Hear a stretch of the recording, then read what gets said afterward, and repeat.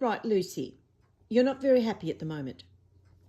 Now, why aren't you eating your roast potatoes, your roast pumpkin, your carrot, your veggies, and your gravy with your chicken tenders that Mummy mashed up in the Thermomix for you? And you don't want to eat that. You have been nagging me continually for a treat.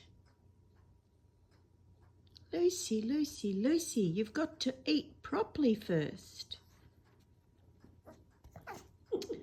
All right, we will go and play, but no treats until you've eaten your dinner.